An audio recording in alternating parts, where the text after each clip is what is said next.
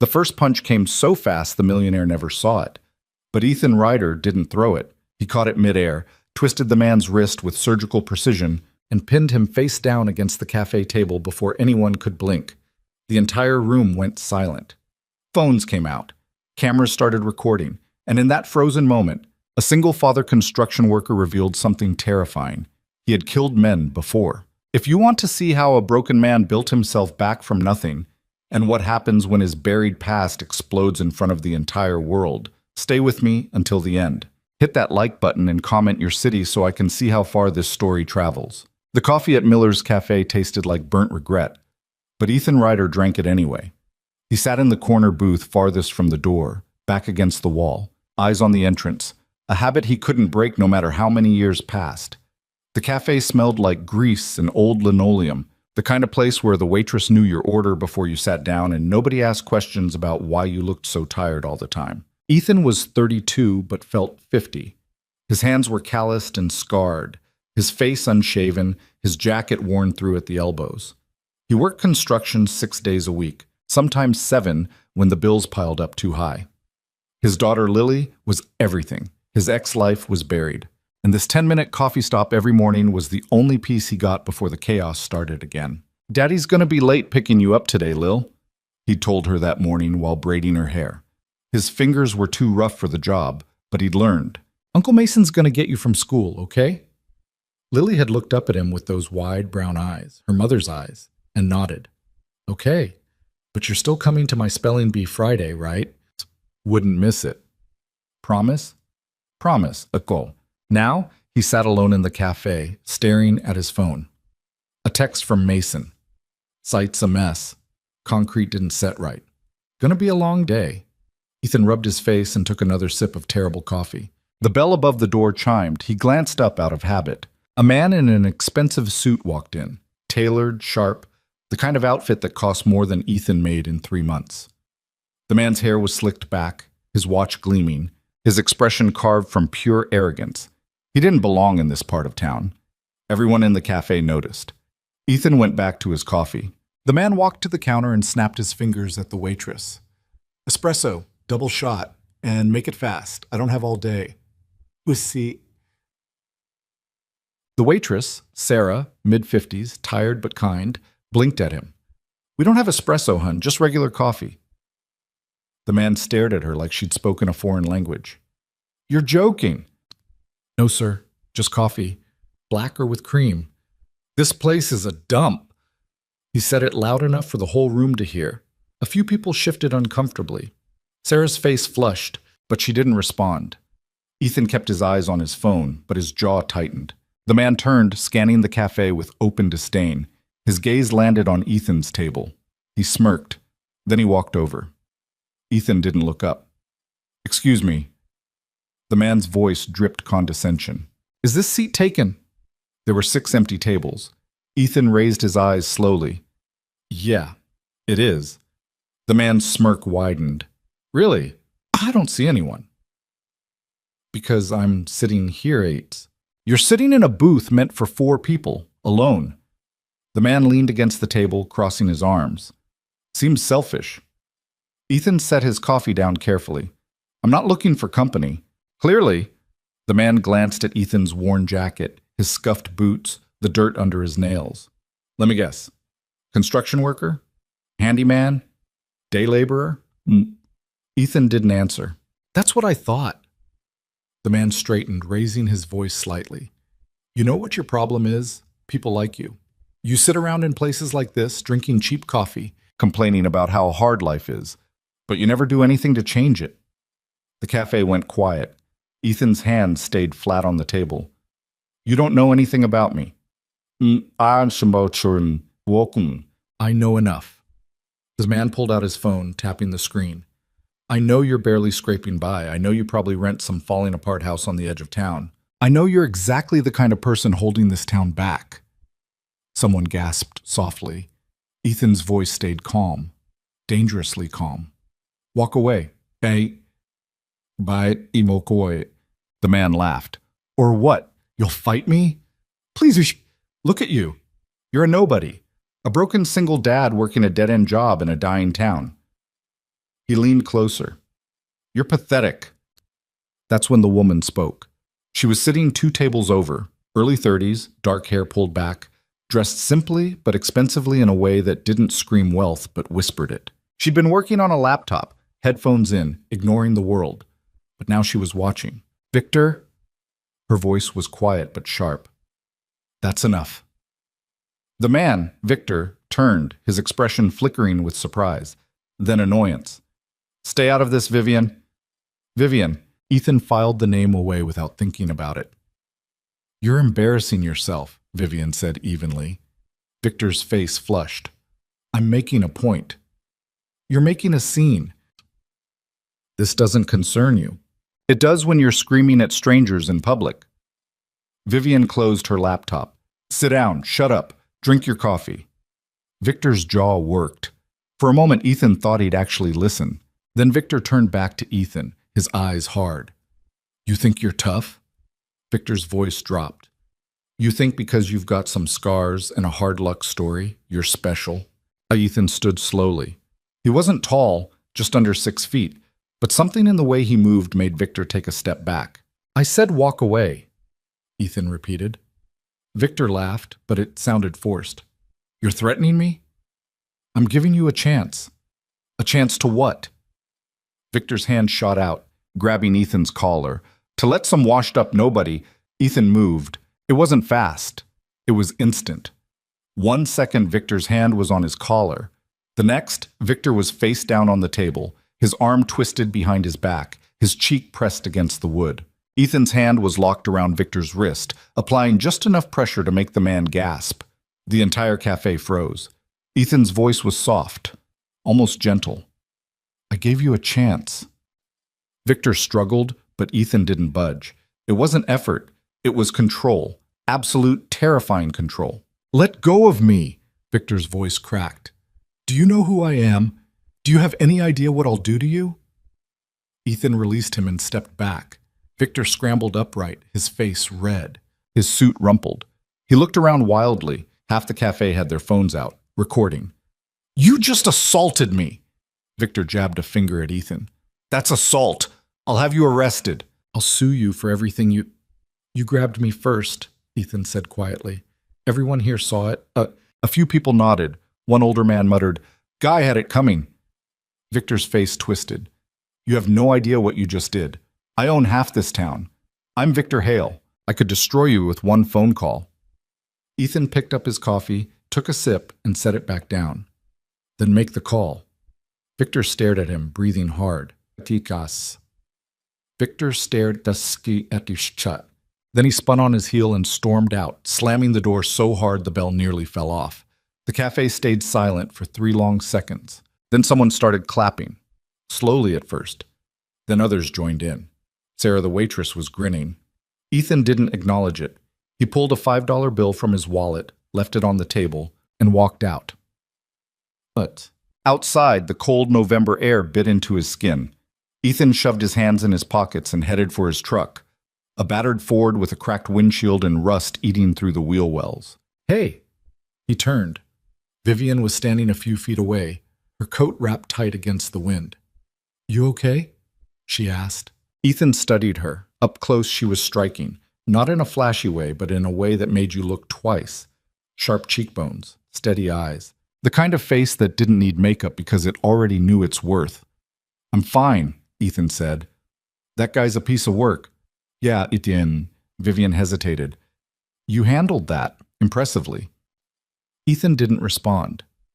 Most people would have swung at him, Vivian continued. You didn't. Didn't need to. Where'd you learn to move like that? Ethan's expression didn't change. Doesn't matter. Vivian tilted her head, studying him the way someone might study a puzzle. You're not from around here, are you? I've been here 4 years. That's not what I asked. Ethan opened his truck door. Thanks for stepping in back there. But I had it handled. I could see that. Vivian pulled a business card from her pocket and held it out. If Victor causes you any trouble, and he will, call me. Ethan glanced at the card but didn't take it. Why?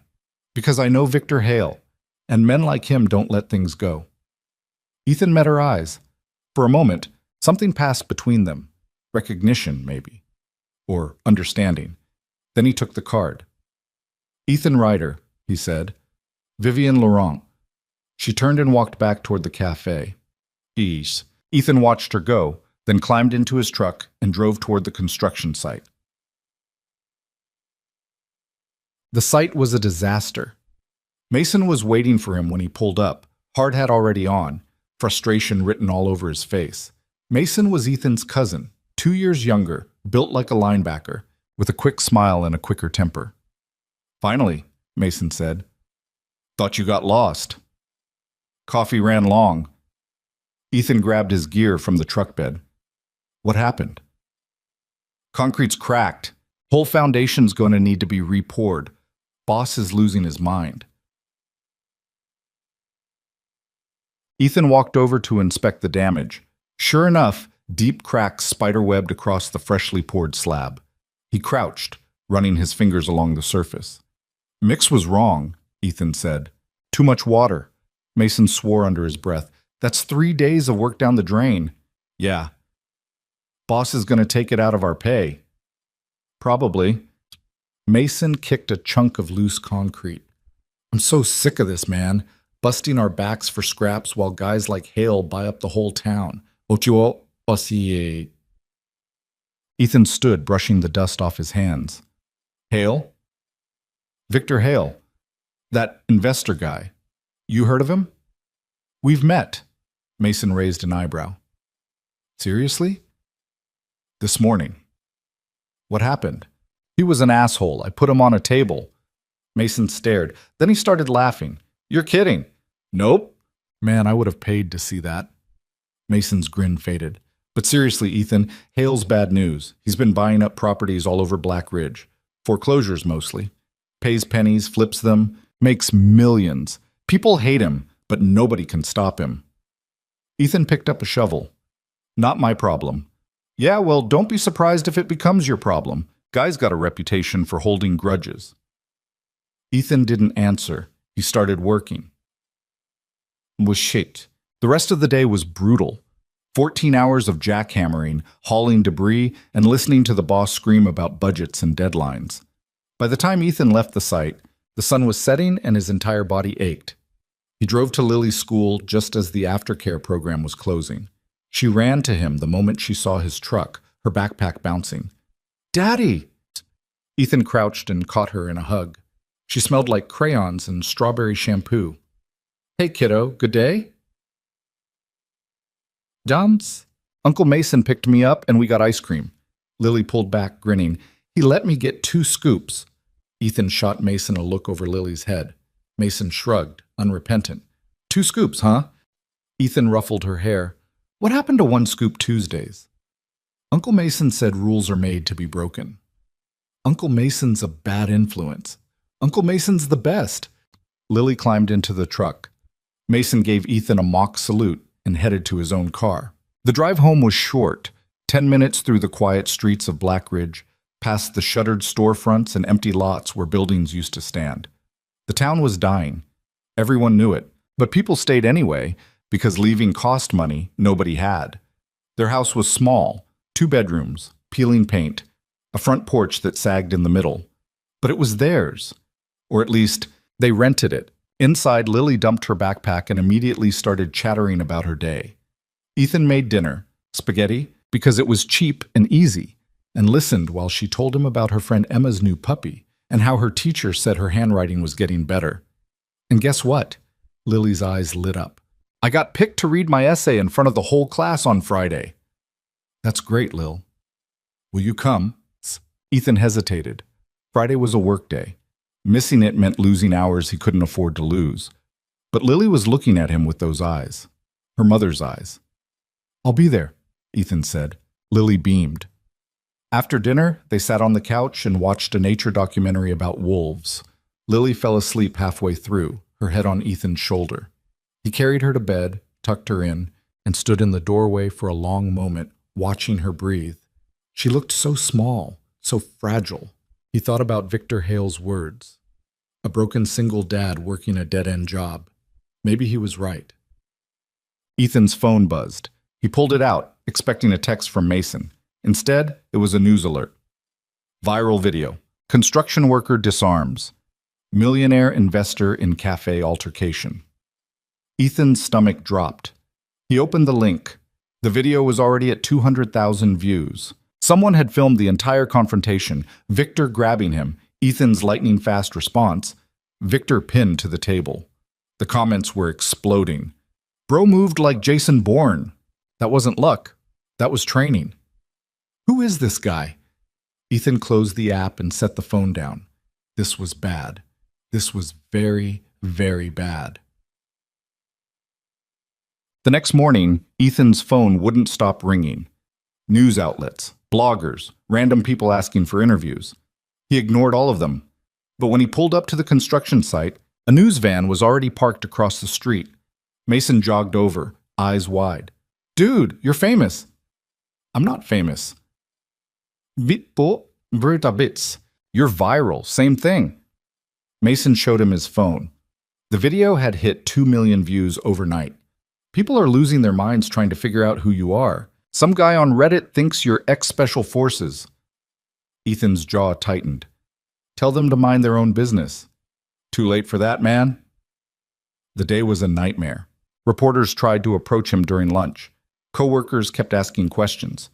By the time the shift ended, Ethan felt like his skin was on fire. He drove home the long way, avoiding main streets. But when he pulled up to his house, a black sedan was parked out front. Vivienne Laurent stepped out. She was wearing jeans and a sweater this time, her hair loose. She looked less polished, more real. Mr. Ryder, she said. Ethan turned off the engine. You shouldn't be here. I know, but we need to talk. About what? Vivienne glanced at the house, then back at him. About Victor Hale, and what he's going to do to you now that you've embarrassed him in front of the entire internet. Ethan got out of the truck. I didn't ask for any of this. I know, but it doesn't matter. Victor's already started. Started what? Digging into your past. Vivienne's expression was serious. He's hired private investigators. He's pulling favors with people in the media, and he's going to find something, Ethan. Everyone has something. Ethan's hands curled into fists. Who are you? Someone who knows how men like Victor operate. That's not an answer. Vivienne met his eyes. I'm someone who can help, if you let me. Ethan stared at her for a long moment, then he shook his head. I don't need help. Yes, Vivienne said quietly. You do. She handed him a folder. Ethan opened it. Inside were printed articles, financial records, legal documents, all about Victor Hale, fraud allegations, suspicious business deals, a pattern of intimidation and retaliation against anyone who crossed him. He's dangerous, Vivienne said, and he's coming for you. Ethan closed the folder. Why do you care? Vivienne didn't answer right away. When she did, her voice was softer. Because I saw what you did in that cafe, and I know that kind of control doesn't come from nowhere. You're not just some construction worker, Ethan, and if Victor finds out who you really are, she trailed off. It won't just be you who pays the price. Ethan thought of Lily sleeping inside. What do you want from me? He asked. I want to make sure you're ready for what's coming, Vivienne said, because it's already started. She turned and walked back to her car. Ethan watched her drive away, the folder heavy in his hands. Inside, Lily was watching TV, oblivious. Ethan sat down beside her, pulling her close. Daddy? She looked up at him. Are you okay? Ethan forced a smile. Yeah, up at. Kiddo, I'm okay. But he wasn't. And somewhere across town, Victor Hale was making phone calls, pulling strings, and planning his revenge. The war had begun. And Ethan Ryder, the man who'd spent 4 years trying to disappear, was about to be dragged back into the light. The knock came at 6 a.m. Ethan was already awake, standing in the kitchen with a cup of coffee he hadn't drunk yet. He'd barely slept. The folder Vivienne gave him sat open on the counter, pages spread across the cheap laminate like evidence at a crime scene. Victor Hale's face stared up from a dozen different articles, smiling at charity galas, shaking hands with politicians, standing in front of buildings he'd acquired through methods that skirted every legal and moral line. The knock came again, harder this time. Ethan set down his cup and walked to the door. Through the peephole, he saw two people in suits. The man was mid-40s, graying at the temples, holding a badge. The woman was younger, sharp-eyed, her posture radiating authority. Ethan opened the door but left the chain on. "Ethan Ryder?" the man said.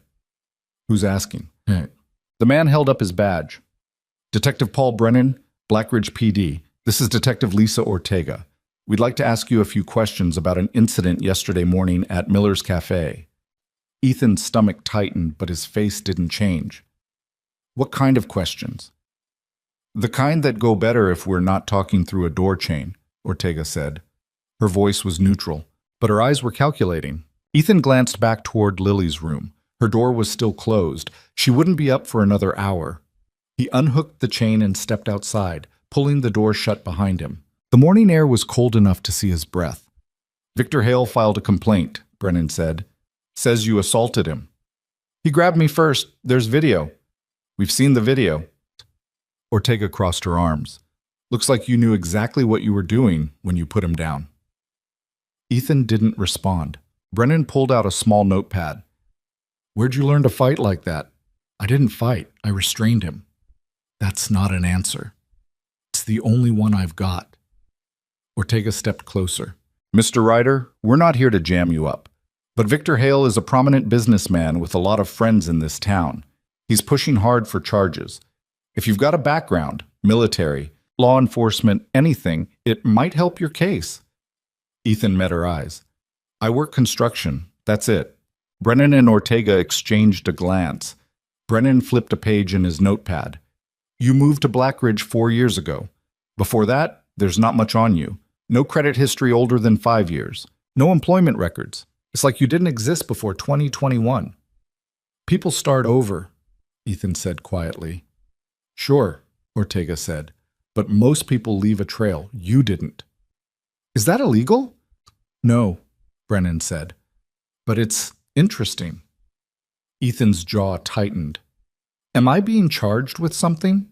Brennan closed his notepad. "Not yet, but Hale's lawyers are pushing, and if they find something in your past that makes this look worse."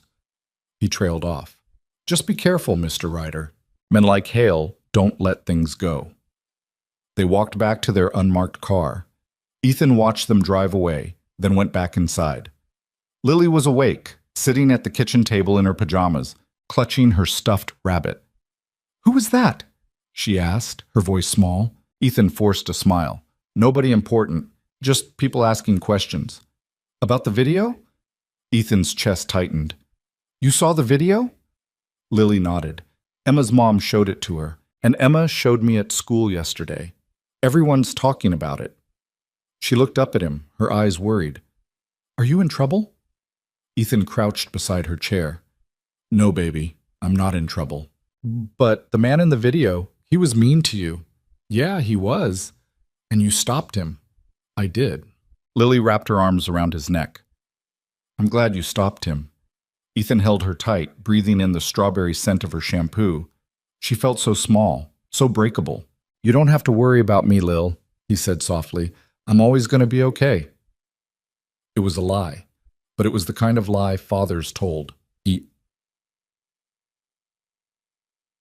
By mid-morning, the situation had gotten worse. Ethan's phone buzzed with a text from Mason. "Don't come to the site. Boss says you're suspended pending investigation." Ethan stared at the message. Then he called Mason. "What investigation?" Ethan said when Mason picked up. "I don't know, man. Boss got a call this morning from some lawyer representing Victor Hale. Said there's a civil suit being filed against you and the company. Boss freaked out and suspended you until it's resolved." Ethan sat down hard on the couch. "How long?" "Indefinitely." "I can't afford indefinitely, Mason." "I know."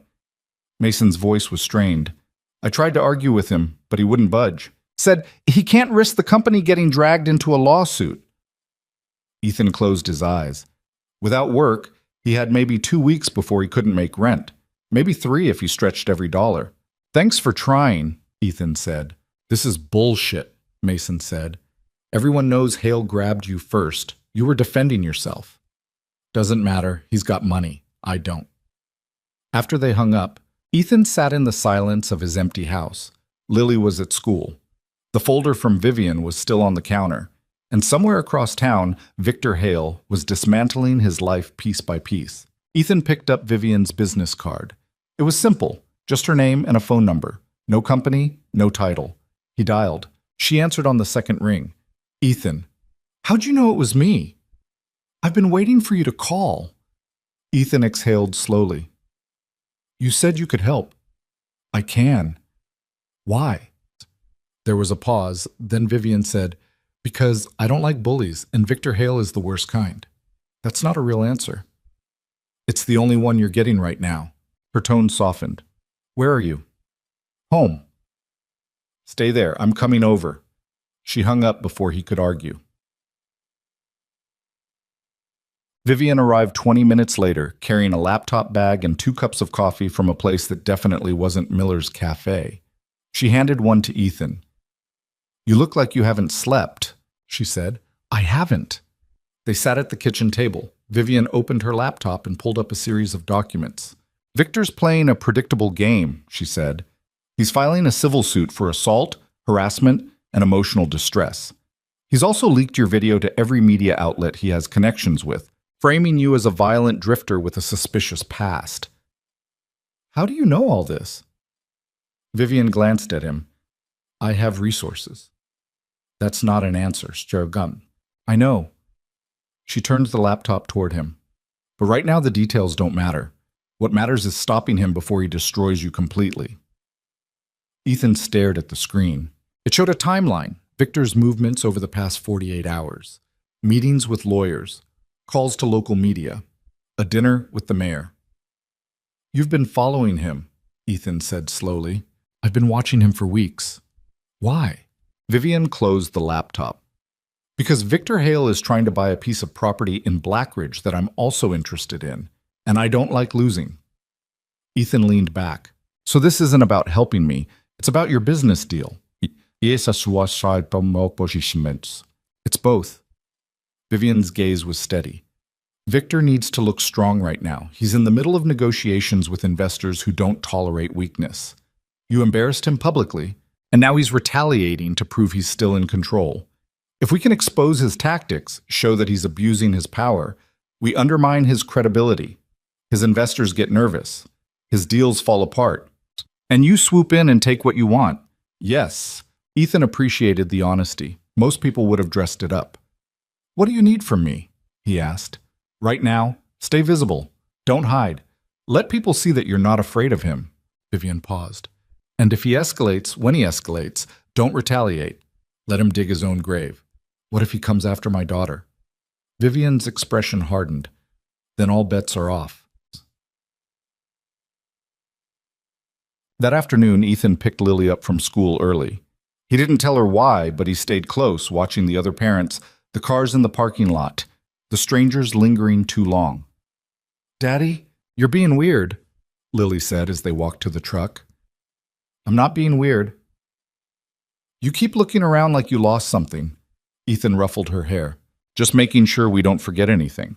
They drove to the park, Lily's favorite, with the tall swings and the slide that went fast enough to make her shriek. Ethan sat on a bench while she played, his eyes constantly scanning. That's when he saw the man. He was standing by the parking lot, leaning against a black SUV, watching. Not hiding, just watching. Ethan's instincts flared. He stood and walked toward the man, keeping his movements casual. The man saw him coming and straightened, his hand moving toward his jacket. Ethan stopped 10 feet away. You following me? The man was mid-30s, built like he spent serious time in a gym. His suit was expensive. His expression was flat. Just doing my job, the man said. What job? The kind where I get paid to pay attention. Ethan's voice dropped. You go near my daughter, we're going to have a problem. The man smirked. I don't have to go near her. I just have to watch. That's all Mr. Hale wants. For now. Ethan took a step closer. The man's hand moved inside his jacket. You really want to do this in a park full of kids? Ethan said softly. The man hesitated. Then he pulled his hand back out. Empty. Smart, Ethan said. You should be smart too. the man said. Walk away from this. Apologize to Mr. Hale. Make it go away. Because if you don't, he glanced toward the playground where Lily was climbing. Things get complicated. Ethan's fists clenched, but he kept his voice level. Tell Hale if he wants to talk, he can call me himself. But if I see you anywhere near my daughter again, I won't call the cops. I'll handle it personally. The man studied him for a long moment. Then he got in the SUV and drove away. Ethan's heart was pounding, but his hands were steady. He walked back to the bench and sat down, watching Lily laugh and play like the world wasn't falling apart around them. That evening, Ethan called Vivian. Hale sent someone to follow me, he said. Guy made a threat about Lily. Vivian swore softly. Where are you now? Home. Lock the doors. I'm sending someone. I don't need a babysitter. It's not for you. It's for Lily. Vivian's voice was firm. Ethan, listen to me. Victor's testing you. He wants to see if you'll break. If you react emotionally, he wins. If you stay calm, he has to escalate. And when he escalates, he makes mistakes. I don't care about his mistakes. I care about my daughter. So do I. Vivian paused. Trust me, please. Ethan didn't trust easily, but something in her voice made him believe her. Okay, he said. An hour later, a woman knocked on the door. She was in her 50s, gray-haired, with kind eyes and a no-nonsense demeanor. She introduced herself as Claire, a private security consultant. I'm just here to keep an eye on things, Claire said. You won't even know I'm around. Lily peeked out from behind Ethan. Who are you? Claire smiled. I'm a friend of a friend. Your dad's been working really hard lately, so I'm here to help out. Lily seemed satisfied with that answer. She went back to her homework. Claire sat up in a chair by the window, her laptop open, her phone close. Ethan made dinner, grilled cheese sandwiches and tomato soup. Lily chattered about her day, oblivious to the tension simmering beneath the surface. After dinner, they watched a movie together. Lily fell asleep halfway through, curled against Ethan's side. He carried her to bed, tucked her in, and stood in the doorway for a long time. When he came back to the living room, Claire was still at the window. She's a sweet kid, Claire said quietly. She's everything. Claire nodded. Vivian told me about the situation. You're doing the right thing, staying calm. Doesn't feel right. Rarely does. Claire glanced at him. But men like Hale, they count on people reacting emotionally. They want you to lash out so they can play the victim. Don't give him that. Ethan sat down on the couch. How long have you known Vivian? Ethan sat down on the long enough to know she doesn't help people unless she means it. She's helping herself. This is about her business deal. Claire smiled faintly. Maybe, but she could have walked away after that cafe incident. She didn't. That means something. Ethan didn't respond. He was too tired to untangle motives. The next morning, the lawsuit hit the local news. Millionaire investor Victor Hale sues local man for assault, seeks damages. Ethan's name was everywhere. His face was everywhere. The video had been dissected frame by frame on cable news, with pundits arguing over whether he'd used excessive force. Mason called. You see this? Yeah, it's everywhere, man. They're making you look like some kind of vigilante. I know. What are you going to do? Ethan watched Lily eat cereal at the kitchen table, her legs swinging. I don't know yet. That afternoon, Vivian called. Meet me at the old rail yard, 30 minutes. Why? Because I need to show you something. The rail yard was a graveyard of rusted train cars and overgrown tracks on the eastern edge of town. Ethan parked his truck and walked through the tall weeds until he found Vivian standing beside a black sedan, her arms crossed. What are we doing here? Ethan asked. Vivian nodded toward a warehouse in the distance. That building used to be a factory, employed 300 people, closed down 6 years ago when the owner couldn't make payroll. She paused. Victor Hale bought it for almost nothing, promised to renovate it and bring jobs back. Instead, he's been sitting on it, waiting for the property value to spike so he can flip it. Ethan looked at this crumbling structure. Why are you showing me this? Because it's not the only property he's done this with. Victor's been buying up Blackridge piece by piece. Foreclosures, mostly. People losing their homes, their businesses. He swoops in, pays pennies, and holds the land hostage. The town's dying because of him. So stop him. I'm trying. Vivian turned to face him. But I need leverage, and you're going to help me get it. How? Vivian pulled a flash drive from her pocket. This contains financial records showing Victor's been committing fraud, falsifying documents, bribing inspectors. He's built his empire on lies, and if we can prove it, we can destroy him. Where'd you get that? I have people who are very good at finding things. Vivian held the drive out. But here's the problem. I can't release this information without exposing myself and my own business dealings. If it comes from me, it looks like a corporate hit job. But if it comes from someone like you, a regular guy Victor tried to crush, it looks like justice. Ethan stared at the flash drive. You want me to leak this? I want you to use it strategically. Go to the press. Go to the authorities. But do it smart. Make sure it sticks. Ethan took the drive, turning it over in his hand. And what do you get out of this? Victor's empire collapses. His property deals fall apart. And I get to buy what I wanted in the first place. So I'm just a tool. Vivian's expression softened. No, you're someone who deserves to fight back, and I'm giving you the weapon to do it. Ethan pocketed the flash drive. If this backfires, Lily loses her father. Then don't let it backfire. Young. That night, Ethan couldn't sleep. He lay in bed, staring at the ceiling, the flash drive on the nightstand. He thought about Victor Hale, about the life he'd tried to build, about the past he'd buried. He thought about the unit, the missions, the things he'd done that he couldn't undo. He'd walked away from that life because he didn't want Lily growing up with a father who solved problems with violence. He'd spent 4 years becoming someone else, someone better. And now, Victor Hale was dragging him back. Around 2 a.m, Ethan got up and went to Lily's room. She was asleep, her stuffed rabbit tucked under her arm, her face peaceful. He knelt beside her bed, watching her breathe. I'm sorry, he whispered. I'm so sorry. She didn't wake. He stayed there for a long time, The next day, Ethan met with a journalist. Her name was Angela Reeves, and she worked for a regional investigative paper that had been covering Victor Hale's business practices for months. Vivian had set up the meeting. They met in a coffee shop 2 towns over, far from Blackridge. Angela was in her 40s, skeptical, with the kind of tired eyes that came from seeing too many stories buried by powerful people. Vivian said you have something on Victor Hale, Angela said. Ethan slid the flash drive across the table.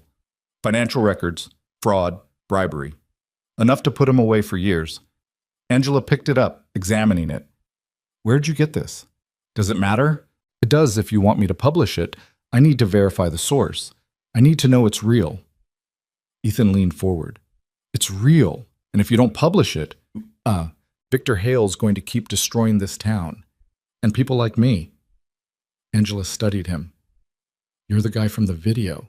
Yeah, Victor's suing you. Yeah. So you've got a personal stake in taking him down. Everyone in Blackridge has a personal stake. Ethan's voice was steady. He's a parasite, and somebody needs to stop him. Angela pocketed the flash drive. I'll look into it. But if this checks out, it's going to blow up. Victor Hale has friends, lawyers, political connections. The moment this goes live, he's going to come after you hard. Let him. Angela tilted her head. You're not afraid of him. Hey, I'm terrified, Ethan said quietly. But I'm more afraid of what happens if I do nothing. Done. 3 days later, the article dropped. It was front-page news. Regional papers picked it up, then national outlets. The story detailed Victor Hale's systematic fraud, his manipulation of foreclosure laws, his bribery of local officials. The evidence was irrefutable. Within hours, federal investigators announced an inquiry. Victor Hale's empire began to crumble, and Ethan Ryder's phone wouldn't stop ringing. The calls started at dawn and didn't stop. Reporters, lawyers, people Ethan had never met claiming they'd always known Victor Hale was corrupt. His phone buzzed so constantly he finally turned it off and threw it in a drawer. Mason showed up at 8 a.m. with coffee and a newspaper. You're everywhere, Mason said, dropping the paper on Ethan's kitchen table. The headline screamed in bold letters, Hail Empire Crumbles, Federal Investigation Launched into Investor Fraud. Ethan glanced at it, but didn't pick it up. He was standing at the stove, making eggs for Lily, who was still in her pajamas watching cartoons in the living room. Feds move fast, Mason continued. They froze his accounts, seized his properties. Guy's finished. Good. Mason studied him. You don't look happy about it. Ethan flipped the eggs. I'm not celebrating until it's over. It is over. You won. What was oswangos? Nobody's won anything yet. Ethan plated the eggs and carried them to Lily. She took the plate without looking away from the TV. Ethan kissed the top of her head and went back to the kitchen. Mason lowered his voice. People are calling you a hero, man. You took down Victor Hale. I didn't do anything. A journalist did her job. Yeah, but you gave her the ammunition. Mason paused. Where'd you even get those documents? Ethan poured himself coffee. Doesn't matter. Mason opened his mouth to argue, then seemed to think better of it. He drank his coffee in silence for a moment. Then he said, Boss called. Wants you back at the site. Says the suspension's lifted. When? Whenever you're ready. Ethan nodded. The relief was brief. Work meant money, and money meant keeping the lights on. But it also meant going back into the world where everyone would stare, ask questions, treat him like something he wasn't. I'll be there Monday, Ethan said. Mason clapped him on the shoulder. Good, because I'm sick of doing your job and mine. He grinned, but it faded quickly. Seriously though, man, watch your back. Victor's not going to take this lying down. I know. After Mason left, Ethan sat at the table and stared at the newspaper. His name was mentioned 6 times. They dug up his sparse history, noted the gaps, speculated about his past. One paragraph mentioned his military service, but got the details wrong. They always did. Lily came into the kitchen, dragging her stuffed rabbit. Daddy, can Emma come over today? Ethan pulled her onto his lap. Not today, kiddo. Why not? Because we're going to have a quiet day. Just us. Lily pouted, but didn't argue. She rested her head against his chest, and Ethan held her, breathing in the strawberry shampoo smell, trying to convince himself everything would be okay. His phone buzzed in the drawer. He ignored it. Basse, Vivian showed up at noon. Ethan saw the black sedan pull up through the window. He opened the door before she could knock. We need to talk, Vivian said. Ethan stepped outside, pulling the door shut behind him. Lily didn't need to hear this conversation. Victor's been radio silent since the article dropped, Vivian said. No statements, no press conferences, nothing. Maybe he's hiding. Men like Victor don't hide, they regroup. Vivian crossed her arms. I've been monitoring his associates. He's making calls. Lots of them. To people who don't show up in public records. Ethan's jaw tightened. You think he's planning something. I know he is. Vivian glanced toward the house. How's Lily? She's fine. Claire's still here at night. Good. Keep it that way. Vivian hesitated. There's something else. The feds are asking questions about the source of those documents. They want to know where Angela Reeves got them. She didn't tell them? She's protecting her source, but they're pushing, and if they push hard enough, they'll start looking at you. Ethan exhaled slowly. Let them look. Ethan, if they trace those files back to me, or to you, it's going to complicate things. Victor's lawyers will argue the evidence was obtained illegally. They'll try to get it thrown out. Will they succeed? I don't know, but I didn't come here to scare you. Vivian reached into her bag and pulled out a manila envelope. I came to give you this. Ethan took it. Inside were legal documents, copies of the civil suit Victor had filed against him. He's not dropping the case, Vivian said. Even with everything falling apart around him, he's still coming after you. The court date's in 3 weeks. Ethan flipped through the pages. The numbers were staggering. $500,000 in damages, legal fees, punitive compensation. I can't pay this, Ethan said quietly. You won't have to. I've already arranged for a lawyer, one of the best. She'll represent you pro bono. Ethan looked at her. Why are you doing this? Because Victor needs to lose everything. Not just his empire, his credibility, his pride, all of it. Vivian's voice was cold. And you're the key to making that happen. I'm not your weapon. No, you're not. Vivian's expression softened slightly. But you're also not alone in this, whether you like it or not.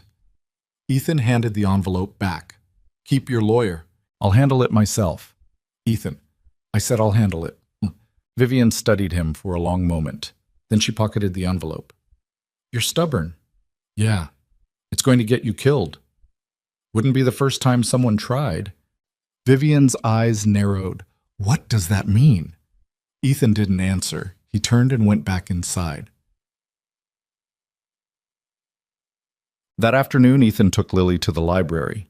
It was one of the few places in Blackridge that still felt safe, quiet, neutral, full of books that didn't care about viral videos or lawsuits. Lily picked out 3 picture books and a chapter book she insisted she was ready for.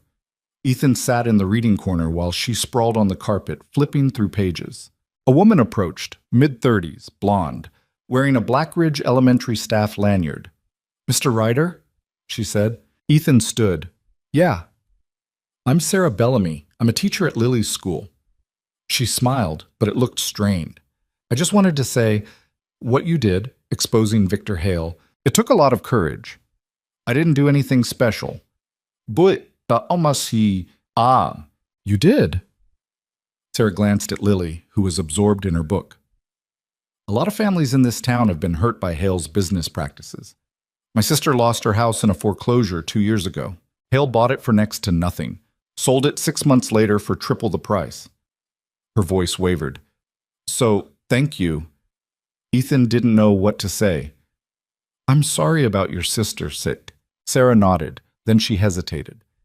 "There's something else. Some of the parents at school, they've been talking about you, about the video." Ethan's stomach dropped. "What are they saying?" "Some of them think it's great, but others—" She trailed off. "They're worried about Lily being around someone with your skills.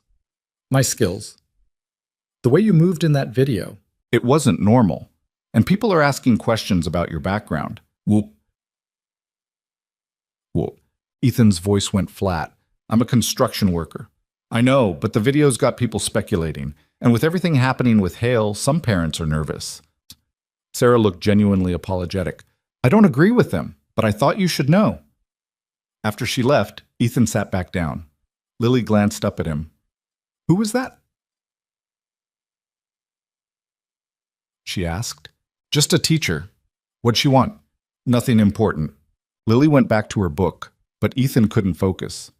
He stared at the shelves of books, the rows of words that couldn't protect him from the reality closing in. That night, after Lily was asleep, Ethan sat on the porch with a beer he wasn't drinking. The street was quiet. Claire was inside, monitoring the security cameras she'd installed around the house. Ethan's mind kept circling back to the same thought. This wasn't over. Victor Hale was wounded, maybe dying, but dying animals were the most dangerous. His phone buzzed. He'd turned it back on after Lily went to bed. The text was from an unknown number. "You made a mistake." Ethan stared at the screen. Then another text came through. "You should have stayed in your lane." A third message. This one was a photo, Lily's school, taken from across the street. The timestamp was from that afternoon. Ethan's blood went cold. He stood, walked inside, and showed the phone to Claire. Claire's expression hardened. "This is a direct threat." "I know. We need to call the police." "No." "Ethan, if we call the cops, they'll file a report, and nothing will happen. Victor's got half the department on his payroll." Ethan's voice was controlled, but his hands were shaking. Ethan's voice was, "This is him telling me he can get to Lily whenever he wants." Claire set the phone down. "Then what do you want to do, Shait?" Ethan didn't answer. He walked to the closet in his bedroom and pulled out a lockbox from the top shelf. Inside was a handgun he hadn't touched in 4 years. He checked the magazine, chambered a round, and set it on the nightstand. Claire appeared in the doorway. "That's not going to solve this. I'm not letting him near her, and I'm not letting you do something stupid." Claire stepped into the room. "If you shoot someone, you go to prison. Lily loses her father. Victor wins. Ethan sat on the edge of the bed, the gun heavy in his hand. Then what do you suggest? Let Vivian handle this. Vivian's playing her own game. Maybe, but she's also the only person with the resources to stop him. Claire pulled out her phone. I'm calling her. Vivian arrived 30 minutes later. Vivian arrived 30 minutes. She took one look at the gun on the nightstand and said, "Put that away." He threatened my daughter. I know, Claire told me. Vivian sat down across from Ethan. And if you react the way he wants you to, he wins. That's the point. He's baiting you. I don't care. Yes, you do, because you're not stupid. Vivian leaned forward. Victor's empire is collapsing. His investors are bailing. The feds are closing in. But he still has enough resources to hurt you. And the only way he can regain control of the narrative is if you give him a reason to play the victim. He took a picture of my daughter's school. I know, and it's disgusting, but it's also his last move. He's desperate. Vivian pulled out her phone and showed Ethan a text. I've already got people on it. By tomorrow morning, Victor's going to have much bigger problems than you. What kind of problems? The kind that involve leaked communications between him and a city councilman discussing bribes. The kind that involve photos of him meeting with known criminals. The kind that make federal investigators very, very interested. Ethan studied her. You've been sitting on this. I've been waiting for the right moment. Vivian pocketed her phone. And he just gave it to me. Why wait? Why not release it before, Sat? Because timing matters. If I'd released everything at once, his lawyers could have buried it in motions and delays. But if it comes out in waves, one scandal after another, he doesn't have time to recover. He drowns. Ethan wanted to argue, but he couldn't. She was right. What do I do? He asked. Nothing. Stay home, protect Lily. Let me handle Victor. And if he comes after her anyway? Vivian's expression went cold. Then I'll make sure he regrets it. The next morning, the second wave hit the news. Leaked emails between Victor Hale and a city councilman showed explicit discussions of bribes, zoning favors, and backroom deals. Photos surfaced of Victor meeting with a known loan shark tied to organized crime. The FBI announced they were expanding their investigation. Victor Hale's name became toxic overnight. Ethan watched the news with Lily on the couch. She didn't understand what she was seeing, just grainy photos and serious-faced reporters. But Ethan understood. This was Vivian keeping her promise. His phone rang. It was Mason. Turn on Channel 7, Mason said. I'm already watching. No, man, turn it on right now. Boom. Ethan switched channels. A press conference was starting. Victor Hale stood behind a podium, flanked by lawyers, looking 20 years older than he had a week ago. His suit was immaculate, but his face was haggard. I'd like to address the recent allegations, Victor said, his voice steady but strained. These accusations are false, politically motivated, and designed to destroy my reputation by individuals who have a financial interest in seeing me fail. A reporter shouted a question. Victor ignored it. I have spent 30 years building businesses, creating jobs, and investing in communities. And now, because of one viral video and a series of coordinated attacks, my life's work is being dismantled. He paused, his eyes hard. But I will not be intimidated. I will fight these charges, and I will hold accountable those who have conspired against me. His gaze seemed to bore through the camera, and for a moment, Ethan felt like Victor was looking directly at him. This isn't over, Victor said. The press conference ended. Lily tugged on Ethan's sleeve. Daddy, is that the bad man from the video? Ethan turned off the TV. Yeah, kiddo. He looks sad. He's not sad. He's angry.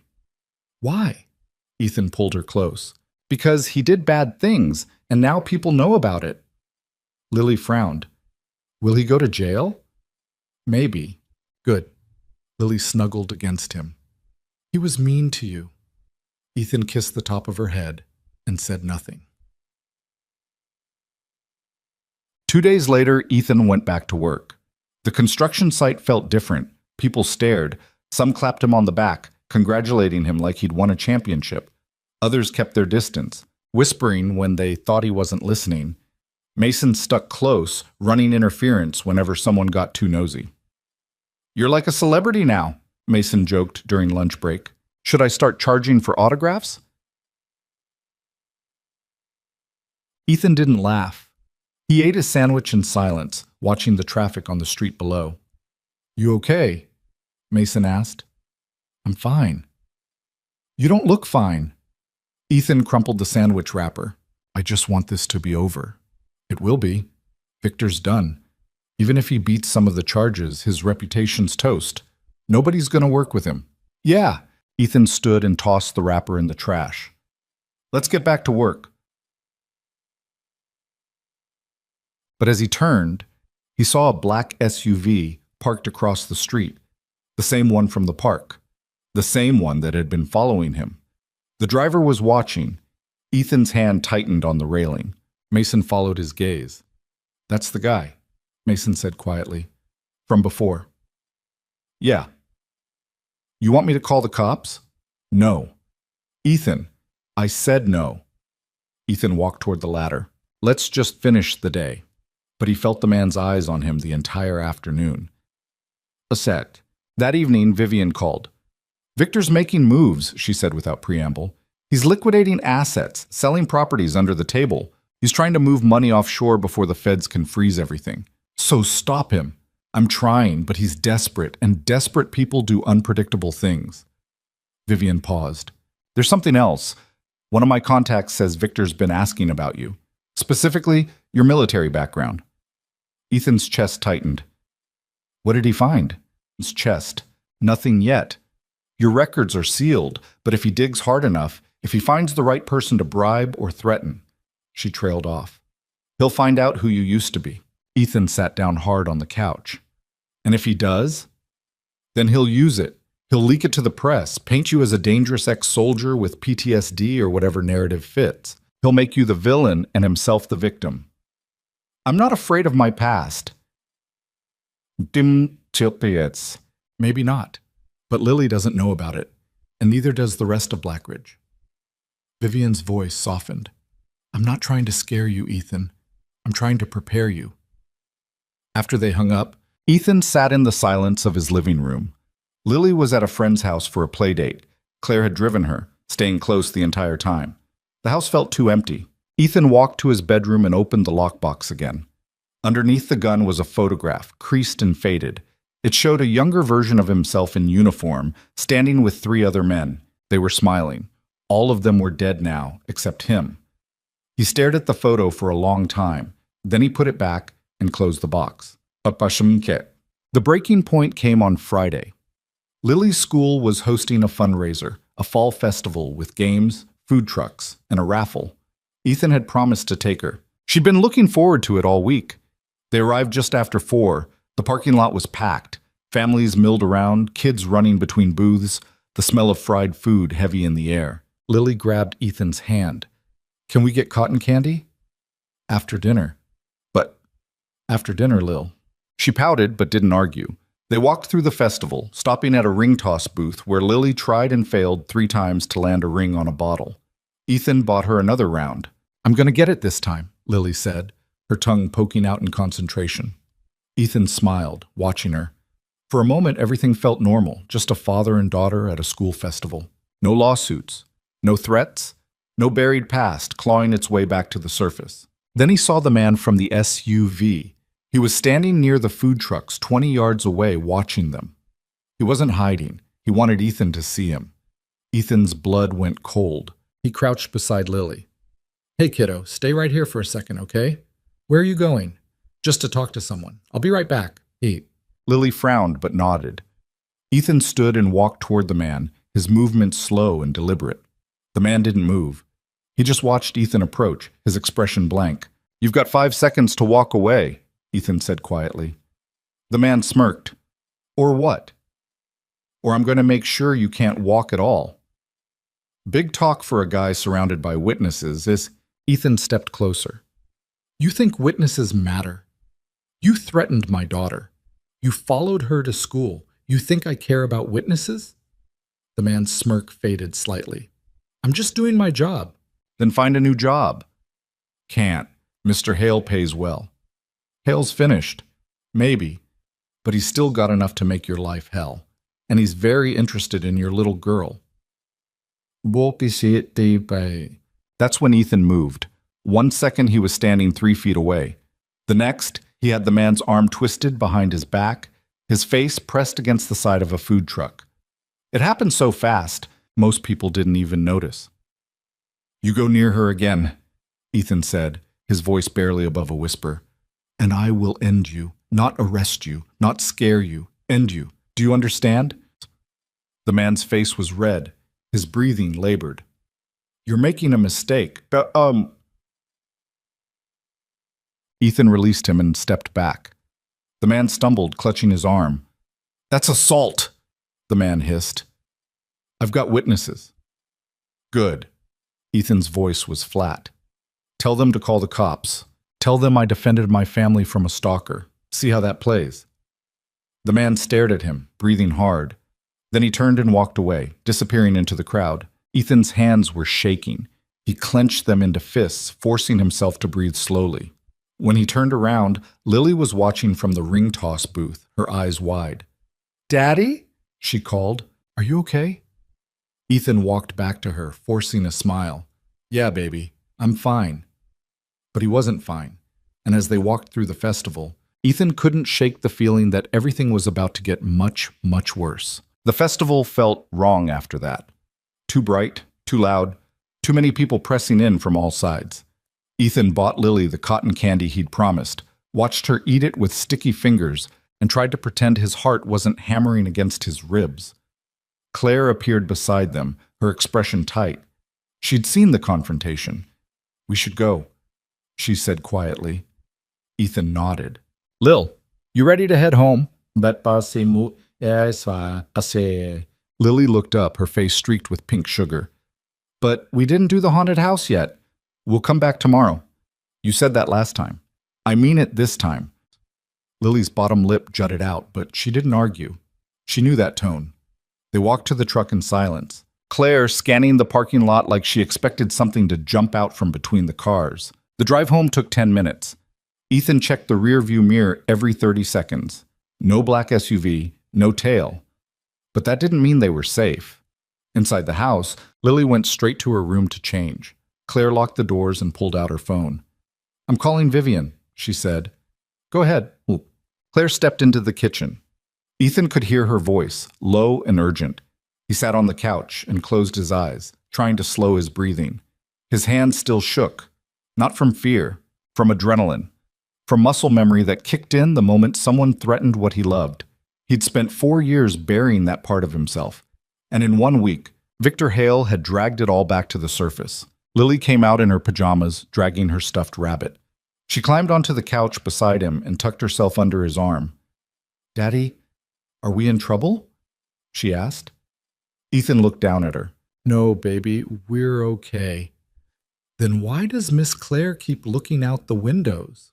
"Smart kid, too smart. She's just being careful," Ethan said. "Because of the bad man?" "Yeah." Lily was quiet for a moment. Then she said, "I wish Mommy was here." Ethan's chest tightened. "Me too." "Would she be scared?" "No. Your mom wasn't scared of anything." That was a lie. Sarah had been terrified of plenty of things. Spiders, flying, the dark. But she'd never been scared of standing up for what mattered. And right now, that's what Lily needed to hear. "I'm not scared either," Lily said, her voice small but determined. Ethan kissed the top of her head. "I know you're not." But he was. Not for himself. For her. Vivian arrived an hour later with a man Ethan didn't recognize. He was tall, broad-shouldered, with the kind of quiet intensity that came from years of training. Former military, Ethan guessed. Maybe private security. "This is Marcus," Vivian said. "He's going to stay here tonight." Ethan stood. "I don't need a babysitter. Sure. It's not for you. It's for Lily." Vivian's tone left no room for argument. "Victor's playing dirty now, and after what happened at the festival, we're not taking chances." Marcus nodded at Ethan. "I'll stay out of your way." Ethan wanted to argue, but he was too tired. Fine. Claire and Marcus spoke briefly in the kitchen while Vivian sat across from Ethan. She looked exhausted, her hair pulled back messily, her coat wrinkled. "I'm sorry," she said. "For what?" "For underestimating how far Victor would go." Vivian leaned forward. "I thought exposing him would be enough. I thought the legal pressure would force him to back off. But I was wrong." "You didn't put a gun to his head and make him do this." "No, but I gave you the tools to fight him, and now he's targeting your daughter because of it." Vivian's voice cracked slightly. "That's on me." Ethan studied her. For the first time since they'd met, she looked vulnerable, human. "Why do you care so much?" he asked. Vivian didn't answer right away. She stared at her hands, her jaw working. Finally, she said, "Because I had a sister once, and someone like Victor Hale destroyed her life. By the time I had the resources to fight back, she was already gone." Ethan didn't know what to say. "I'm sorry." "Yates?" "Yates, don't be. It was a long time ago." Vivian straightened, the vulnerability disappearing behind the armor she wore. "But I swore I'd never let someone like Victor get away with it again. That's why I'm here. That's why I'm helping you." "So this is personal for you too?" "Everything's personal." Vivian stood. "I'll have people watching the house, and Marcus will be here if anything happens. Try to get some sleep." "Not likely. Try anyway." After she left, Ethan checked on Lily. She was asleep, the stuffed rabbit clutched tight. He stood in the doorway for a long time, watching her breathe, trying to memorize the peaceful look on her face. He didn't sleep that night. He sat in the living room with the lights off, the gun on the coffee table, waiting for something to happen. Nothing did. "Ja?" The next morning, Ethan woke Lily early and drove her to Mason's house. Mason's wife, Carla, answered the door in her bathrobe, looking confused. "Ethan, it's 7 in the morning. I need a favor," Ethan said. "Can Lily stay here for a few days?" Carla blinked. "What? Why?" "It's complicated." Mason appeared behind her, pulling a shirt over his head. "What's going on?" Ethan crouched beside Lily. "Hey, kiddo, you're going to have a sleepover with Uncle Mason and Aunt Carla for a little bit, okay?" Lily's face scrunched up. "Why?" "Because I have some things I need to take care of." "What things?" "Grown-up things. But I want to stay with you." Ethan's throat tightened. "I know, baby, but this is important, and I promise I'll come get you as soon as I can." Lily's eyes filled with tears. "Are you leaving me?" "No, never." Ethan pulled her into a hug. "I'm just making sure you're safe, that's all." Mason stepped outside, his expression serious. "Ethan, what the hell's going on?" Ethan stood, keeping his voice low. "Victor Hale sent someone to the school festival last night. They threatened Lily." Mason's face darkened. "Are you serious?"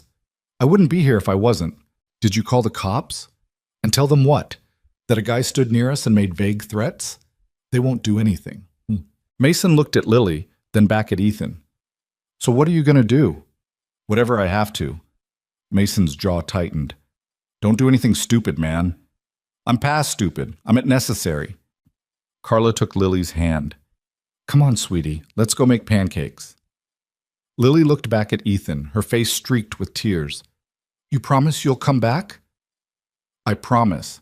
She let Carla lead her inside. Mason stayed on the porch, arms crossed. "You're scaring me," Mason said.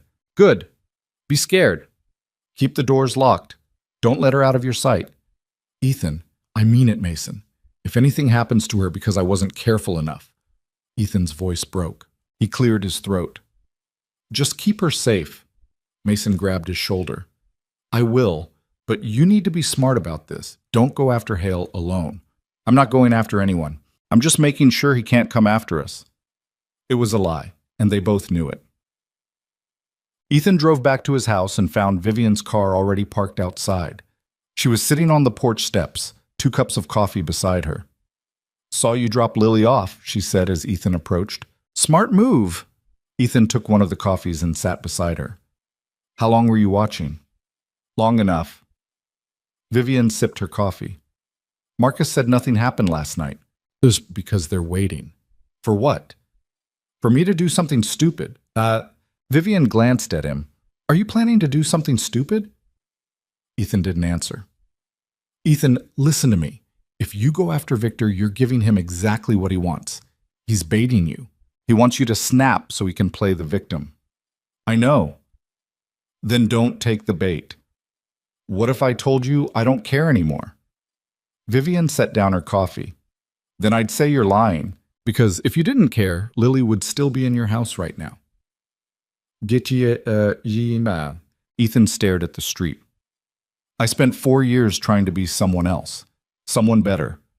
And in 1 week, Victor Hale turned me back into the person I swore I'd never be again. You're not that person. You don't know who I was. No, but I know who you are now. Vivian's voice softened. You're a father who'd do anything to protect his daughter. That's not the same as being a killer. Ethan looked at her sharply. I never said I was a killer.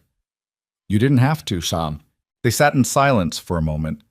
Then Ethan said, What do you want from me, Vivian? I want you to trust me, just for a little longer. Why should I? Because I'm the only one standing between you and a federal investigation into your past. The feds are sniffing around, asking questions about those leaked documents. If they dig deep enough, they'll find your military records.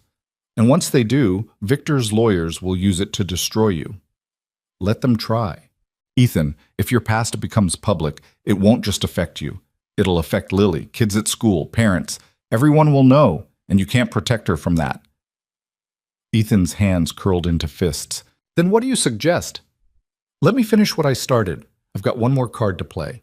And if it works, Victor won't just lose his empire. He'll lose his freedom. What card? Vivian pulled out her phone and showed him a video. It was grainy, shot from a distance, but clear enough. Victor Hale standing in a parking garage, handing a thick envelope to a man Ethan recognized, the guy from the SUV. That was taken 3 days ago, Vivian said. The envelope contained $50,000 in cash. Payment for intimidating you and gathering intel on your family. Ethan's blood ran cold. How'd you get this? I have people who are very good at following people. Vivian pocketed her phone. This is witness intimidation, conspiracy to commit harassment. Add it to everything else. And Victor's looking at serious prison time. So release it.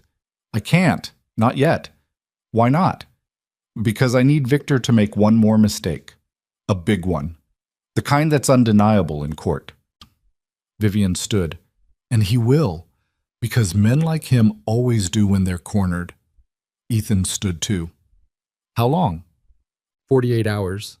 Maybe less. And if he goes after Lily in those 48 hours? He won't, because he doesn't know where she is. Vivian met his eyes. Trust me, Ethan. Please. Ethan wanted to, but trust wasn't something he gave easily. Okay, he said finally. 48 hours. The next day felt like waiting for a storm.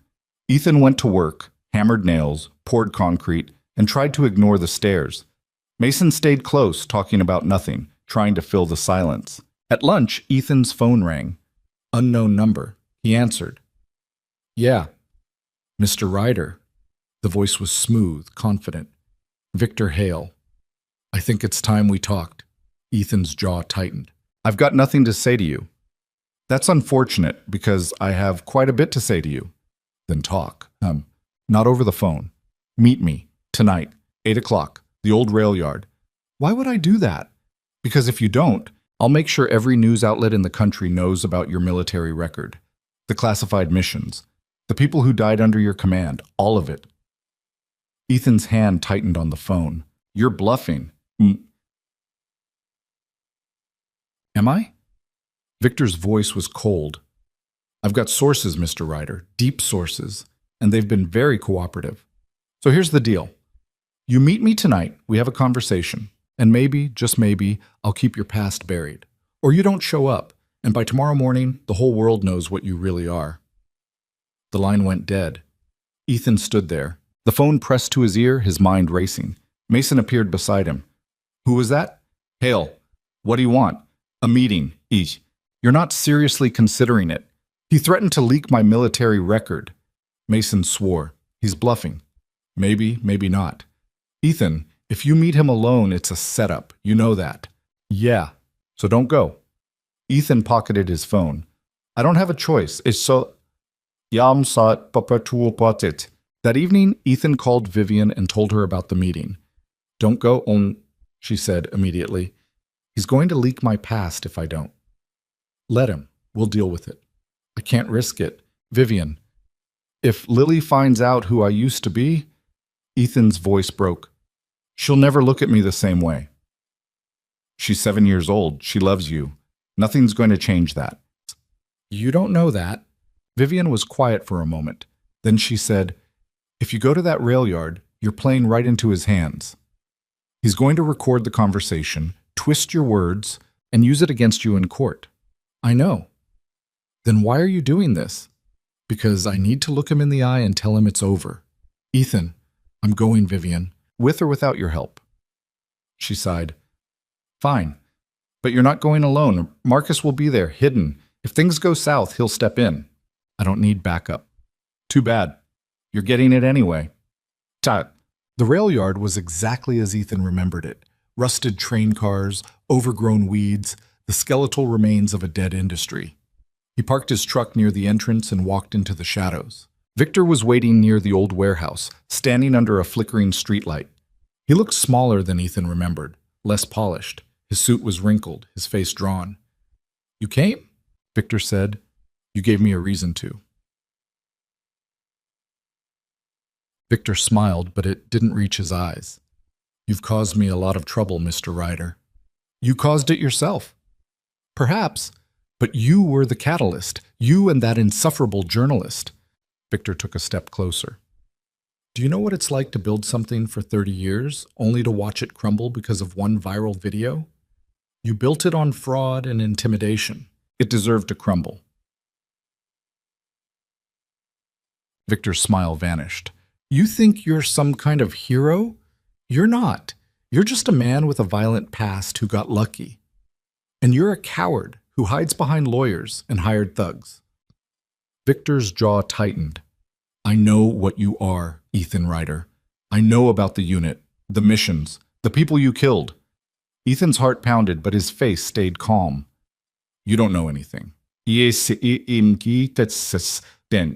I know enough. Victor pulled a folder from his jacket and held it up. Classified records, redacted reports. But the pieces are all here. You were part of a black ops team that operated in places the government won't acknowledge. And when things went wrong, you were the only one who walked away. Ethan's hands curled into fists. Put the folder down and walk away, Hale. Or what? You'll kill me? Victor laughed. Go ahead. There are cameras recording this conversation. You touch me, and you'll spend the rest of your life in prison. Ethan glanced around. Sure enough, small cameras were mounted on the train cars, barely visible in the shadows. You're a coward, Ethan said quietly. No, I'm smart. Victor tucked the folder back into his jacket. Here's what's going to happen. You're going to drop the lawsuit, you're going to tell that journalist to retract her story, and you're going to leave Blackridge and never come back. Do that, and I'll keep your past buried.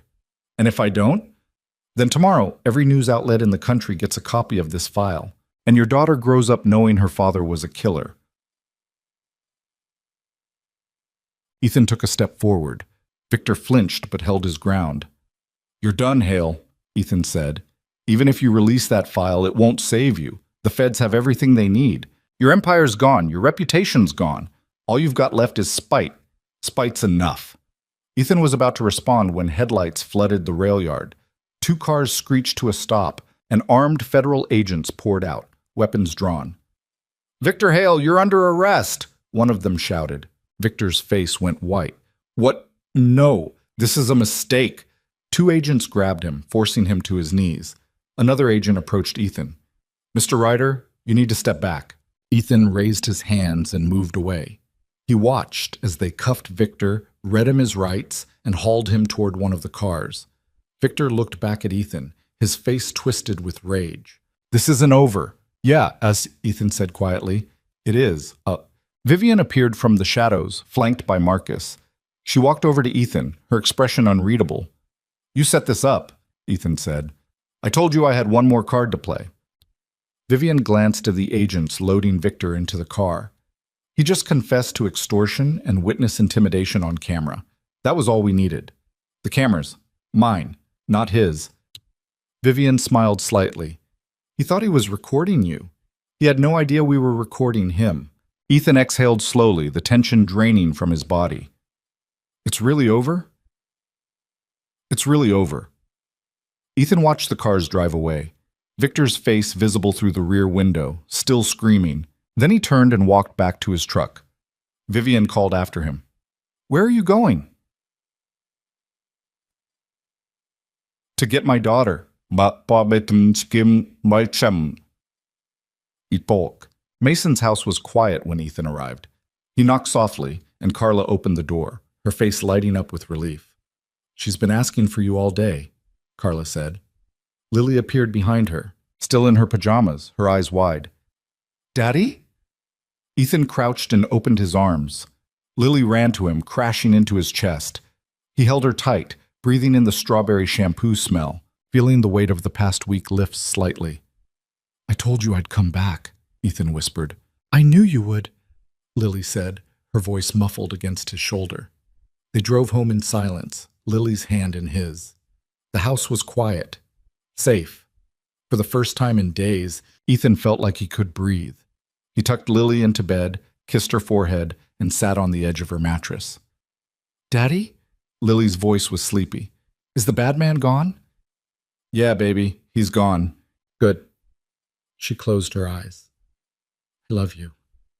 I love you too. Ethan stayed until she was asleep. Then he walked to the living room and sat in the dark, staring at nothing. His phone buzzed. A text from Vivian. We need to talk tomorrow. Ethan didn't respond. He set the phone down and closed his eyes. It wasn't over. Not completely. There were still court dates, still questions about his past, still pieces of his life that needed rebuilding.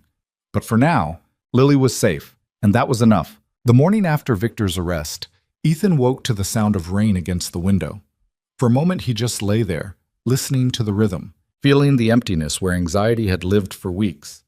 Lily was still asleep in her room. The house was quiet, safe. He made coffee and sat at the kitchen table, staring at his phone. Vivian's text from the night before was still there, unanswered. He knew what she wanted to talk about, the aftermath, the cleanup, the inevitable questions that would follow Victor's arrest. But for just a few more minutes, he wanted to sit in the quiet and pretend everything was normal. The illusion lasted exactly 3 minutes before someone knocked on the door. Ethan opened it to find Vivian standing on the porch, her hair damp from the rain, holding 2 cups of coffee from the expensive place downtown. You didn't answer my text, she said. I was sleeping. No, you weren't. She walked past him into the house. We need to talk. Ethan closed the door and followed her to the kitchen.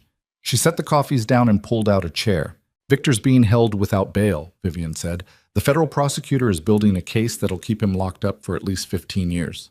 Maybe more. Good. We'll see. His lawyers are already trying to negotiate a deal. They're offering to turn over evidence on other corrupt investors and city officials in exchange for reduced charges. Ethan picked up one of the coffees. What does that have to do with me? They're going to come after you next. Not criminally. You didn't do anything wrong. But they'll dig into your past, try to find something they can use to discredit you as a witness. I'm not a witness. You will be. The prosecutor wants you to testify about Victor's intimidation tactics. The threats, the surveillance, all of it. Ethan set the coffee down. No. Ethan, I said no. I'm not standing in a courtroom while lawyers pick apart my life. Vivian leaned forward. If you don't testify, Victor's lawyers will argue that the intimidation claims are exaggerated. They'll say you're lying to cover up your own violent tendencies. And without your testimony, some of the charges might not stick.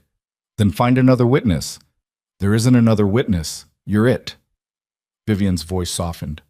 I know this is hard, but it's almost over. One more push, and Victor goes away for good. Ethan stared at the table. What happens when they start digging into my military record?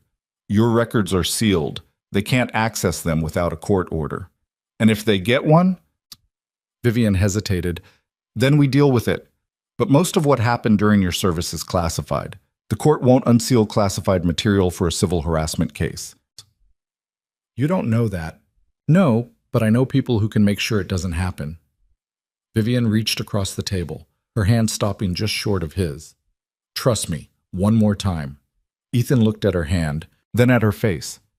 She'd been there every step of the way, pulling strings, maneuvering pieces he couldn't even see. And despite everything, despite the manipulation and the hidden motives, she'd kept her promises. Okay, he said, but this is the last time. I know. The next 2 weeks were a blur of lawyers, depositions, and questions Ethan didn't want to answer. The prosecutor was a sharp woman in her 40s named Ellen Reyes, who asked him to recount every interaction with Victor Hale, every threat, every moment he'd felt unsafe. Ethan answered mechanically, keeping his voice flat, refusing to let emotion bleed through. Vivian sat in on most of the meetings, her presence a quiet anchor. Afterward, she'd walk him out, ask if he was okay, and never push when he said he was fine. Lily noticed the change. She asked fewer questions now, watching him with those wide brown eyes like she was trying to figure out a puzzle she didn't have all the pieces for. One night, after tucking her in, she grabbed his hand before he could leave. "Daddy, are you sad?" she asked. Ethan sat back down on the edge of her bed. "No, baby, I'm just tired." "You're always tired now." "I know, but things are getting better, I promise." Lily studied him for a long moment. Then she said, "Emma's mom asked me if you were a soldier." Ethan's stomach dropped. "What did you tell her?" "I said I didn't know. Were you?" Ethan chose his words carefully. "A long time ago. Yeah, before you were born." "Did you fight bad guys?" "Something like that." "Did you get hurt?" "Sometimes." Lily's grip on his hand tightened. "I'm glad you didn't die." Ethan's throat closed up. He pulled her into a hug, holding her like she might disappear if he let go. "Me too, kiddo. Are people going to be mean to you because you were a soldier?" "Maybe. Some people don't understand. I think it's cool." Lily pulled back, her face serious. "You protected people, like you protect me." Ethan's eyes burned. "Yeah, like I protect you." She smiled and lay back down. "I love you, Daddy. I love you too." He stayed until she fell asleep, then sat in the hallway outside her room for a long time, trying to pull himself together. Victor Hale's trial was set for 6 months out, but the media coverage didn't wait. The story exploded. Millionaire investor brought down by a single-father construction worker, corruption exposed, justice served. Ethan's face was everywhere again. But this time the narrative was different. He wasn't just the guy from the Café video. He was a symbol. People started recognizing him at the grocery store, at the gas station, at the construction site. Some thanked him, others stared. A few asked for selfies, which Ethan always declined. Mason thought it was hilarious. "You're famous, man. You should be charging for autographs." "I'm not famous. I'm just a guy who got dragged into something." "Yeah, well, that guy's got a fan club now." Mason nudged him. "Seriously, though, how are you holding up?" "I'm fine. You keep saying that, but you look like hell." Ethan didn't respond. The truth was, he didn't know how he was holding up. Some days he felt okay. Other days he felt like he was standing on the edge of a cliff, waiting for someone to push. Vivian noticed too. She started showing up more often, always with coffee, always with an excuse, checking in about the case, dropping off documents, making sure he was prepared for the next deposition.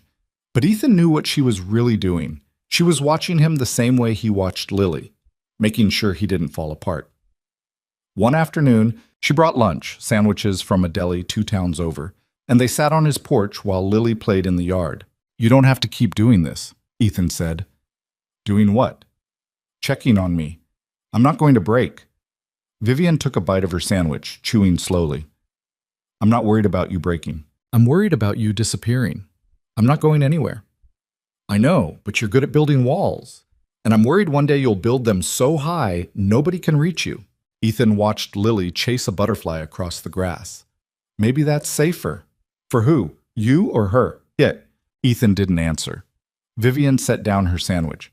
Can I ask you something? Why construction? Ethan glanced at her. What do you mean? You could have done anything after you left the military, but you chose construction, manual labor, hard work with no recognition. Why? Ethan was quiet for a long time. Then he said, because I wanted to build things. After years of tearing things down, I wanted to make something, even if it was just a wall or a foundation. Something solid, something that lasted. Vivian nodded slowly. That makes sense, does it? Yeah. She looked at him. You're trying to rebuild yourself. Ethan didn't deny it. They ate in silence for a while. Then Vivian said, for what it's worth, I think you're doing a good job. With what? With everything. With Lily. With this whole mess. With life. She paused. You're stronger than you think. Ethan didn't feel strong, but he didn't argue. The preliminary hearing happened on a cold morning in late November. Ethan sat in the courtroom, hands folded, watching Victor Hale shuffle in wearing an orange jumpsuit and handcuffs. Victor looked older, diminished, nothing like the arrogant man from the cafe. Their eyes met for a brief moment. Victor's expression was cold, hateful. Ethan looked away first. There was no satisfaction in watching someone fall apart, even if they deserved it. The hearing lasted 3 hours. Witnesses testified. Evidence was presented. Victor's lawyer tried to poke holes in the case, but the mountain of proof was too high. By the end, the judge denied bail again and set the trial date. Outside the courthouse, reporters swarmed. Ethan kept his head down, pushing through the crowd. Vivian appeared beside him, guiding him toward her car. Don't answer any questions, she said. Just keep walking. They made it to the car, and Vivian drove them out of the chaos. Ethan leaned his head against the window, watching the city blur past. You okay? Vivian asked. I don't know. That's fair. They drove in silence for a while. Then Ethan said, What happens now? Now we wait for the trial, and in the meantime you go back to your life. What life? Everyone in Blackridge knows who I am now. So you make a new normal. Vivian glanced at him. It won't be easy, but you've done harder things. Ethan wasn't sure he believed that, but he didn't have the energy to argue. Over the next few months, Blackridge started to feel different. Victor's arrest had rippled through the town, shaking loose other stories of corruption and intimidation. The mayor resigned. A city councilman was indicted. Properties that had been tied up in legal limbo for years suddenly went back on the market. Vivian bought the old factory building she'd been after, the one Victor had held hostage. She announced plans to turn it into a community center and business hub, offering low-rent spaces for local entrepreneurs and job training programs for people who'd been left behind when the old industries collapsed. Ethan didn't hear about it from her. He read it in the newspaper. He called her. You could have told me. I thought you'd think I was bragging. I don't think you're bragging. I think you're actually trying to help. Vivian was quiet for a moment. Then she said, I told you, everything's personal. So what's your end game here? You save the town and ride off into the sunset? Something like that. She paused. Or maybe I stick around. Haven't decided yet. Ethan didn't know what to say to that. Well, thanks for everything. Don't thank me yet. We've still got a trial to get through. But when the trial finally came, it was anticlimactic. Victor's lawyers negotiated a plea deal, 15 years in federal prison, in exchange for testimony against half a dozen other investors and officials. Victor stood in court, looking hollow, and accepted the terms. Ethan didn't attend. He was done watching, done waiting for closure that never quite came. Instead, he took Lily to the park. They fed the ducks, rode the swings, and ate ice cream, even though it was cold enough to see their breath. Lily laughed the whole time, and Ethan realized he hadn't heard that sound enough lately. Daddy, can we do this every weekend? Lily asked as they walked back to the truck. Maybe not every weekend, but more often. Promise? Promise. Spring came slowly to Black Ridge. The snow melted, revealing the dead grass underneath. Trees started budding. The days got longer. Ethan went back to work full-time, and life settled into something resembling routine. Vivian's community center opened in March. The entire town showed up for the ribbon-cutting ceremony. Ethan stood in the back with Lily, watching Vivian give a speech about second chances and rebuilding. "She's pretty," Lily whispered. Ethan glanced down at her. "Yeah, she is." "Do you like her?" "What kind of question is that?" "Emma says when grown-ups spend a lot of time together, it means they like each other." Ethan didn't know how to answer that. "It's complicated, kiddo." "That's what grown-ups always say when the answer is yes." Ethan shook his head, but he couldn't help smiling. After the ceremony, Vivian found them in the crowd. She crouched beside Lily. "What'd you think?" "It's really big," Lily said, her eyes wide. "Can I come here?" "Anytime you want. We've got art classes starting next month." Lily's face lit up. "Daddy, can I take art classes?" "We'll see." "That means yes!" Lily hugged Vivian, then ran off to explore. Vivian stood, brushing off her knees. "She's a good kid." "Yeah." "Takes after her dad." Ethan looked at her. "You don't have to do that." "Do what?" "Compliment me every time we talk. I know what I am." Vivian's expression softened. "And what's that?" "A guy who got lucky, who survived when he shouldn't have, who's trying not to screw up the one good thing he's got left." "That's not what I see." "Then what do you see?" Vivian held his gaze. "I see someone who's been through hell and came out the other side still trying to be a good person. That's not luck, Ethan. That's strength." Ethan didn't know what to say, so he just nodded. Vivian smiled. "Come on, I want to show you something." "Is she?" She led him through the building, past the classrooms and workshops, to a small office on the second floor. The door had a nameplate, Ryder Construction. Ethan stared at it. "What is this?" "Your office, if you want it." Vivian leaned against the doorframe. "I'm hiring contractors to help with renovations and expansions, and I figured, who better to lead the team than someone who actually knows what he's doing? I'm a construction worker, not a project manager." "You're both. You just haven't admitted it yet." Vivian crossed her arms. "Mason's already agreed to come on board, and I've got 3 other guys lined up, but I need someone to run it, someone I trust." Ethan looked at the office. Small, but real, with a desk and a window overlooking the town. A future he hadn't imagined. "Why me?" he asked. "Because you care. About the work. About the people. About doing things right." Vivian paused. "And because I think you need this as much as I do." Ethan didn't answer right away. He thought about the past year, the chaos, the fear, the constant feeling of being one step away from losing everything. And then he thought about what came after. The quiet mornings with Lily, the slow rebuilding, the realization that survival wasn't the same as living. "Okay," he said finally. "I'll do it." Vivian grinned. "Good. You start Monday." That summer, Ethan and Lily fell into a rhythm. Mornings at the community center, afternoons at the park, evenings at home cooking dinner and watching movies. Vivian stopped by often, sometimes with work stuff, sometimes just to hang out. Lily adored her, asking a million questions about everything from business to favorite ice cream flavors. One evening, Vivian stayed for dinner.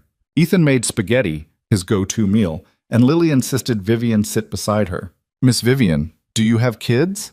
Lily asked through a mouthful of pasta. "Lily, don't talk with your mouth full," Ethan said. Lily swallowed. "Do you?"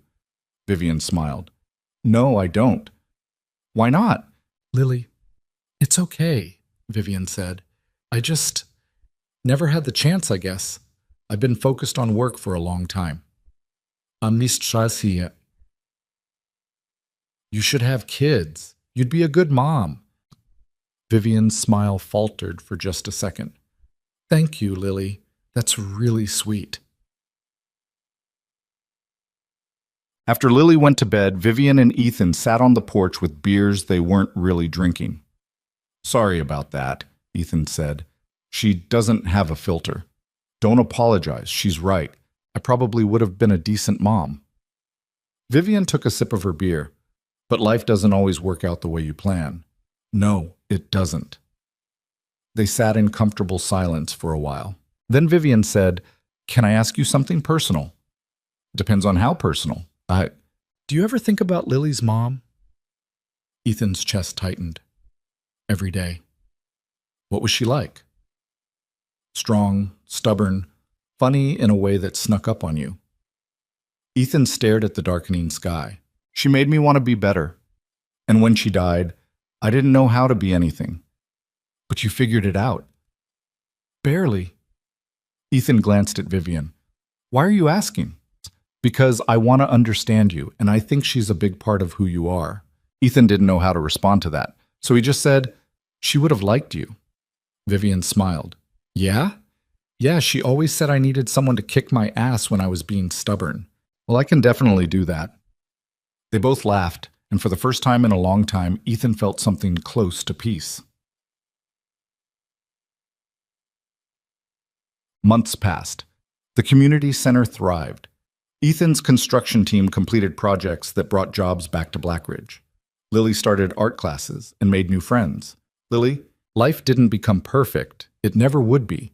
But it became manageable, livable." One snowy evening in December, Ethan finished work early and headed to Miller's Café. It had become a ritual again, the same quiet 10 minutes before going home. But this time when he walked in, Vivian and Lily were already there, sitting in his old booth, laughing over hot chocolate. Lily saw him first. "Daddy, Miss Vivian brought me here after art class." Ethan walked over, shaking his head. "You two are conspiring against me." "Absolutely," Vivian said, grinning. "Sit down. We ordered you coffee." Ethan slid into the booth. Lily was chattering about her art project, showing him a drawing she'd made, a house with 3 people standing in front of it. Him, Lily, and someone else. A woman with dark hair. "Who's that?" Ethan asked, pointing to the third figure. Lily looked at Vivian, then back at him. "That's our family." Ethan's throat tightened. He glanced at Vivian, who was staring at the drawing with an expression he couldn't quite read. "It's beautiful, Lil," Ethan said softly. Lily beamed and went back to coloring. Vivian caught his eye across the table. She didn't say anything, but she didn't have to. The look said enough. Ethan thought about everything that had led to this moment. The violence, the fear, the loss. He thought about the man he used to be and the man he'd become. And he realized something he'd been too afraid to admit before. The greatest battle of his life wasn't against Victor Hale or his buried past or even the world that wanted to define him by his worst moments. It was against the voice in his head that whispered he didn't deserve this, didn't deserve peace, didn't deserve love, didn't deserve a second chance. But sitting in that cafe, with his daughter beside him and a woman who'd fought for him when nobody else would, Ethan finally let himself believe that maybe, just maybe, he was wrong. Maybe broken men could still be whole. Maybe people who'd lost everything could still find something worth keeping. Maybe the hardest part of survival wasn't staying alive. It was letting yourself live. Lily tugged on his sleeve. "Daddy, you're smiling." Ethan realized he was. "Yeah, kiddo, I guess I am." Outside, snow fell softly on Blackridge, covering the scars left by years of neglect. And inside the cafe, 3 people sat together, building something fragile and real. Not a fairy tale, not a perfect ending, but something better. A beginning.